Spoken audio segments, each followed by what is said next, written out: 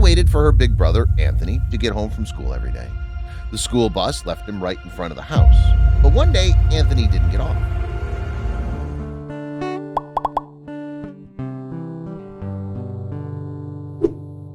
Their mother, Lynn, got worried, but Anthony eventually appeared. However, a new bus driver showed up the following day, and Lynn started getting suspicious. Gloria got up from her drawing table because her smartwatch reminded her that her brother's bus was arriving soon. She was 4 years old, while Anthony was a pre-teenager. Their mother, Lynn, always let her wait for him outside because the bus drove Anthony right in front of the house.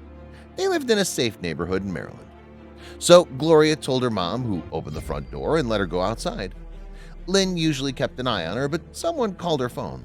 The bus was arriving, so she didn't worry much and went to see who was calling. When she got off the call, she saw Gloria outside all alone.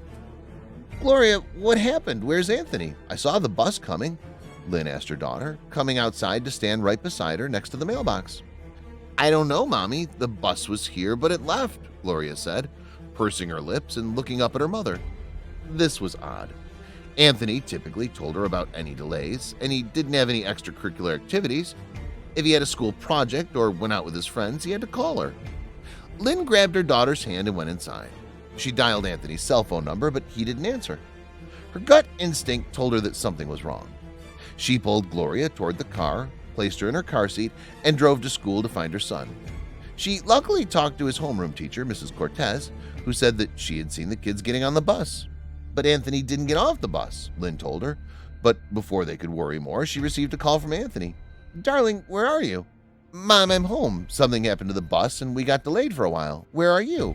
Anthony said. Loretta breathed a sigh of relief, told Mrs. Cortez that everything was fine, and pulled Gloria toward their car once again.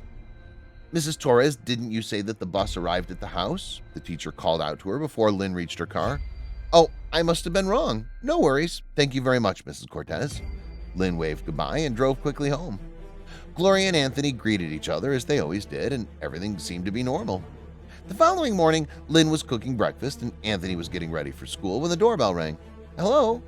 "Hello, ma'am. I'm the new bus driver at school," a strange man told her, pointing toward the bus right outside the house. "I'm here a bit early because I'm learning the route, and I've waited, but your kid hasn't come out yet." "Oh, well, it's nice to meet you, but it's way too early. Anthony hasn't had breakfast yet," Lynn responded. Surprised by the man's words, he had no idea they were firing the usual bus driver, who was an amazing older man. "What happened to Charlie?" "Charlie? You know, our regular driver." "Ah, well, he's sick. I'm covering him for several days," the man said. Lynn hummed, but she wasn't convinced. Something in her heart told her that something fishy was going on. Could be the fact that he didn't have a uniform. "Well, like I said, Anthony's not ready yet. It's too early," she said, shaking her head. "Please, I'll be late if I don't take him right now," the man insisted, and there was a look in his eyes that inspired tremendous fear in her. "You can continue your route, sir. I'll drive my son to school this morning myself." She continued forcefully and closed the door in the man's face. She grabbed her phone just in case, but she saw him getting into the bus and leaving. A few minutes later, Anthony was ready for school, and Lynn was going to drive him when another school bus pulled up. It was right on time. Lynn decided to go out with her son and was surprised to see Charlie right on the wheel. He was perfectly healthy. Something was wrong. She called the school right away, alerting them of a suspicious person pretending to be the bus driver. However, no one had seen them.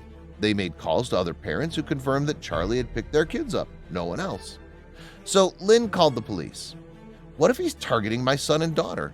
I think he came to our house yesterday afternoon. He could have taken my baby," she wailed on the phone to the police. The officers came to her house that afternoon, and they devised a plan for the following morning. She wasn't sure if the strange man would come again, but Lynn and some officers waited for him at her house. Surely enough, his bus pulled up and he got out. He was going to try the same tactic as before. But when he opened the door, one of the officers surprised him, and he tried to run away, but the cops caught him before he could get on the bus. They ran his fingerprints and discovered that he had several warrants against him in Texas and Colorado. He was a kidnapper. And Lynn had been right because her son was the current target, even though he was tall for a pre-teenager. The cops thanked Lynn for following her instincts and reported everything so quickly.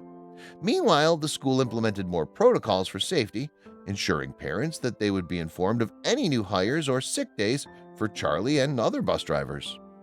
Every mom and dad on the PTA thanked Lynn because their kids could have been next.